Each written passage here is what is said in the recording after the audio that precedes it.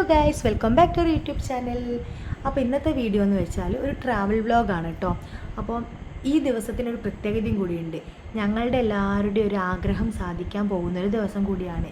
കൂടാണ്ട് തന്നെ ഇതേപോലെ ഒരുപാട് ആൾക്കാർ പോവാൻ പറ്റാത്ത ഒരുപാട് ആൾക്കാരൊക്കെ ഉണ്ട്. അപ്പോൾ അതിനും കൂടിയൊക്കെ വേണ്ടിയിട്ടാണ് ഞാൻ ഈ വീഡിയോ ഇടുന്നത്.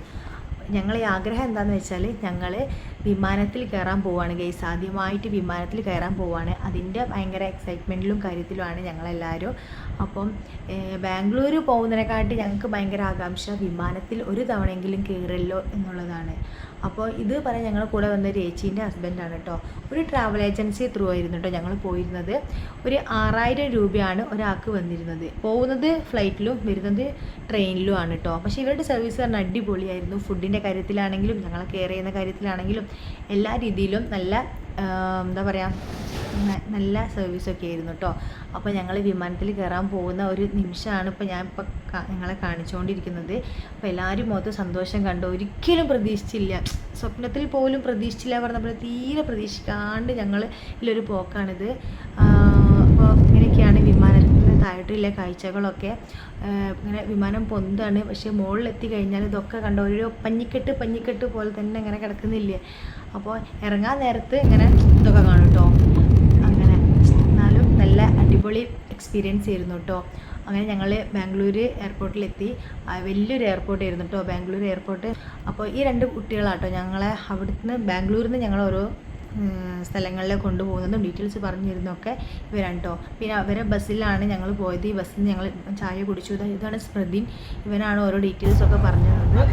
പിന്നെ ഫസ്റ്റ് ഞങ്ങൾ പോകുന്നത് ശ്രീകൃഷ്ണ ക്ഷേത്രത്തിലേക്കാണ് കേട്ടോ, രാധാകൃഷ്ണ ക്ഷേത്രത്തിലേക്ക്. അപ്പോൾ അവിടെ ഈ ചാക്കൊക്കെ കണ്ടോ, അത് എന്തിനാണെന്നറിയോ, ചെരുപ്പ് ഇട്ടേക്കാൻ വേണ്ടിയിട്ടുള്ളതാട്ടോ. അപ്പോൾ അടിപൊളി ഒരു അമ്പലമായിരുന്നു കേട്ടോ. നല്ല അറ്റ്മോസ്ഫിയർ ആയിരുന്നു. ഭയങ്കര ഒരു ശാന്തത ഒക്കെ ഫീൽ ചെയ്തിട്ടുണ്ടായിരുന്നു. അങ്ങനെ നല്ല വെയിലായിരുന്നു. അപ്പോൾ അവിടുന്ന് ആ തൊപ്പി കിട്ടിയോണ്ട് ഞങ്ങൾക്ക് ഉപകാരമായി. അങ്ങനെ പിന്നെ ഇത് കണ്ടോ, നമ്മുടെ മനുഷ്യൻ്റെ ചെറിയ കുഞ്ഞു മുതൽ നമ്മൾ മരിക്കുന്ന വരെയുള്ള ഓരോ സ്റ്റേജസ് ആണ് ഇതിലിവിടെ അപ്പോൾ ഞാൻ കണ്ടപ്പോൾ ജസ്റ്റ് ഫോട്ടോ എടുത്താണ്. പിന്നെ അമ്പലത്തിന് കിട്ടുന്ന ഒരു പ്രസാദമാണ് കേട്ടോ, ഒരു ചീരകക്കഞ്ഞി പോലെയാണ്. പിന്നെ ഇത് പറഞ്ഞാൽ ലാൽബാഗ് ബൊട്ടാണിക്കൽ ഗാർഡൻ ആട്ടോ.